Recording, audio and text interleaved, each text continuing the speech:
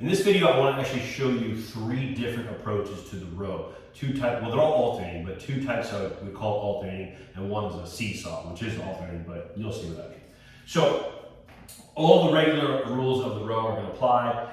You may be doing a parallel stance using a heavier weight. We're definitely using a split stance. Okay, I'm using a light weight here for demo, so let's go parallel. I'm going to sink into it, and we can also, with this, we can look at, are we doing shoulder blades are retracted, and then we're just bringing the elbows behind us, hands to the rib cage, or are we releasing the shoulder blade, pulling the shoulder blade, and then following through. So you can check out a regular row video for those details.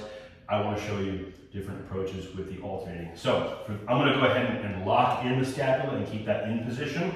So this will be my starting position right here. Shoulder blades are back, I'm locked in.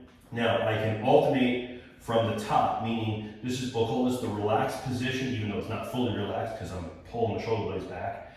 And I'm going to alternate, pull with the left, release, pull with the right, release, and that's my set. Okay. Now I can alternate from the contracted position, meaning I bring the elbows back. I got to hold this sucker here. I'm going to release one while holding the other, and then switch. Okay, that's alternating from contracted.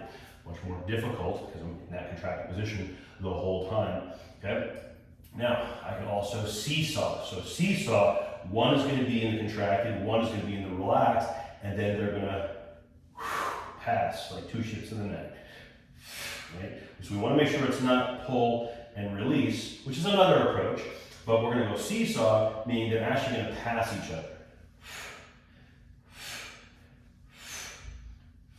Now, one tip, depending on the band you're using, especially when I find that I'm using a heavier band actually,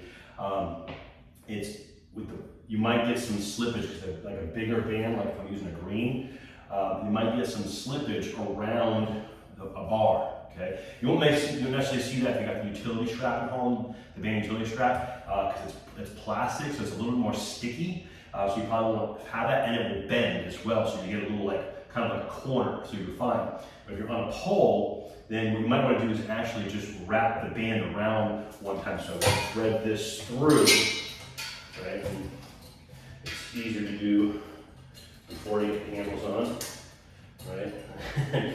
We'll get that even, okay? Well, it's not even, but you get the idea. So I'd be prepared, and that way I'm not going to get the slippage, okay? When you're doing a seesaw, because that sucks is when you're seesawing, and like the band is moving, so it's not really the muscles that are controlling the seesaw, it's the band slipping. So just keep that in mind if you're on a pole.